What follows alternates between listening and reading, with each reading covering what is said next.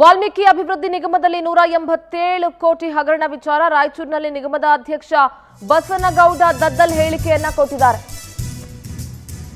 ವಾಲ್ಮೀಕಿ ಅಭಿವೃದ್ಧಿ ನಿಗಮದಲ್ಲಿ 187 ಕೋಟಿ ಹಗರಣ ವಿಚಾರಕ್ಕೆ ಸಂಬಂಧಪಟ್ಟಂತೆ ನಿಗಮದ ಅಧ್ಯಕ್ಷ ಬಸನಗೌಡ ದದ್ದಲ್ ರಾಯಚೂರಿನಲ್ಲಿ ಮಾತನಾಡಿದ್ದಾರೆ. ಎಸ್ಐಟಿ, ಸಿಬಿಐ, ಇಡಿ 3 ಸಂಸ್ಥೆಗಳು ಕೂಡ ತನಿಖೆ ನಡೆಸ್ತಾ ಇದ್ದಾವೆ. ಯಾರೇ ತಪ್ಪಿತಸ್ಥರಿದ್ರು ಕೂಡ ಅವರನ್ನ ರಕ್ಷಣೆ ಮಾಡುವಂತಹ ಪ್ರಶ್ನೆಯೇ ಇಲ್ಲ. ಎಲ್ಲ ಅಧಿಕಾರಿಗಳ ಜೊತೆಗೆ ಸಿಎಂ ಕೂಡ ಸಭೆ ಮಾಡಿದ್ದಾರೆ. ಇದರಲ್ಲಿ ಯಾರನ್ನು ಕೂಡ ಯಾರು ರಕ್ಷಣೆ ಮಾಡುವಂತಹ ಪ್ರಶ್ನೆ ಇಲ್ಲ. 10 ವರ್ಷಗಳಿಂದ ನಡೆದ ಎಲ್ಲ ವ್ಯವಹಾರಗಳ ಮಾಹಿತಿಯನ್ನ ಕೇಳಿದ್ದೇವೆ. ಇದರಲ್ಲಿ ಯಾರು ರಕ್ಷಣೆ ಮಾಡುವಂತಹ ಪ್ರಶ್ನೆನೇ ಇಲ್ಲ. ಯಾರು ತಪ್ಪು ಮಾಡಿದ್ದಾರೆ, ಯಾರು ದುಡ್ಡು ಲೂಟಿ ಹೊಡೆದಿದ್ದಾರೆ, ಅವರಿಂದ ದುಡ್ಡನ್ನ ಮರಳಿ ನಿಗಮಕ್ಕೆ ತರಿಸುವಂತ ಕೆಲಸ ಆಗ್ತಾ ಇದೆ. ರಾಯಚೂರಿನಲ್ಲಿ ನಿಗಮದ ಅಧ್ಯಕ್ಷ ಬಸನಗೌಡ ದದ್ದಲ್ ಮಾತನಾಡಿದ್ದಾರೆ.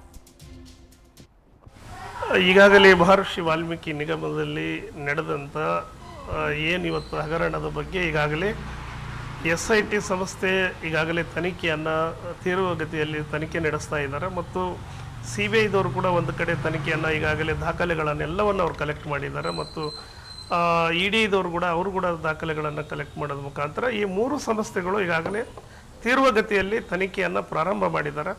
ಹಾಗಾಗಿ ಇದರಲ್ಲಿ ಯಾರೇ ತಪ್ಪಿಸ್ತರಿದ್ದರೂ ಕೂಡ ಅದನ್ನು ರಕ್ಷಣೆ ಮಾಡುವಂಥ ಪ್ರಶ್ನೆಯೇ ಇಲ್ಲ.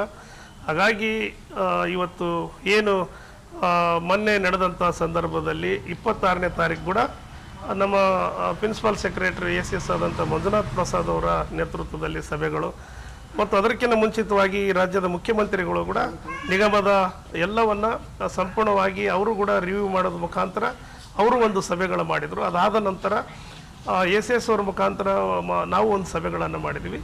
ಜಿಲ್ಲೆಗಳಲ್ಲಿರುವಂಥದ್ದು ಕೂಡ ನಮ್ಮ ರಾಯಚೂರು ಪ್ರತಿನಿಧಿ ನೀಲಕಂಠ ಸ್ವಾಮಿ ನೇರ ಸಂಪರ್ಕದಲ್ಲಿ ಜಾಯ್ನ್ ಆಗ್ತಾ ಇದ್ದಾರೆ. ನೀಲಕಂಠ, 187 ಕೋಟಿ ಹಗರಣ ವಿಚಾರಕ್ಕೆ ಸಂಬಂಧಪಟ್ಟಂತೆ ಇವತ್ತು ನಿಗಮದ ಅಧ್ಯಕ್ಷ ಬಸನಗೌಡ ದದ್ದಲ್ ಅವರು ಮಾತನಾಡ್ತಾ ಇದ್ರು. ಯಾರನ್ನು ಕೂಡ ರಕ್ಷಿಸುವಂತ ಪ್ರಶ್ನೆನೇ ಇಲ್ಲ ಅಂತ.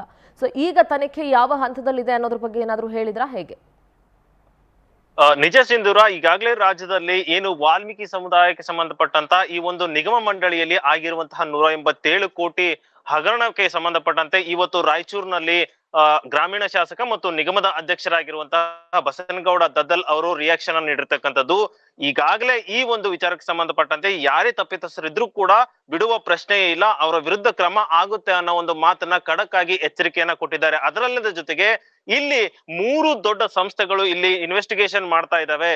ಒಂದು ಕಡೆ ED ಮಾಡ್ತಾ ಇದೆ, CIDನು ಮಾಡ್ತಾ ಇದೆ ಮತ್ತು CIT 3 ಸಂಸ್ಥೆಗಳು ಕೂಡ ಇಲ್ಲಿ ತನಿಖೆ ಮಾಡ್ತಾ ಇದೆ. ಅದರ ಜೊತೆಗೆ ನಾವು ಇಲಾಖೆಯ ಕಾರ್ಯದರ್ಶಿಗಳ ಜೊತೆಗೆ ಅಲ್ಲದೆ CM ಅವ್ರ ಜೊತೆಗೆ ಕೂತ್ಕೊಂಡು ಈಗಾಗಲೇ ಸಭೆಯನ್ನ ಮಾಡಿದ್ದೀವಿ.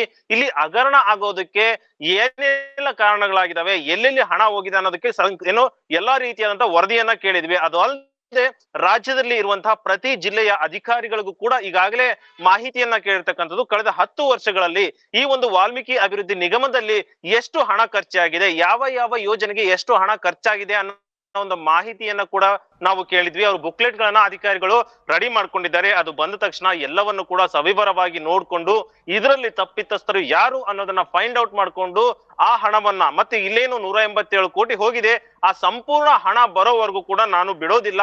ನಾನು ಇದೇ ಒಂದು ST ಮೀಸಲು ಕ್ಷೇತ್ರದಿಂದ ಆಯ್ಕೆಯಾಗಿ ಬಂದಿರುವ ಶಾಸಕ, ನಿಗಮದಿಂದ ಅಧ್ಯಕ್ಷನಾಗಿದ್ದೀನಿ. ಹಾಗಾಗಿ ಇದರಲ್ಲಿ ಇರುವಂತಹ ಕೈಗಳನ್ನ ಬಿಡುವ ಸಾಧ್ಯತೆನೇ ಇಲ್ಲ.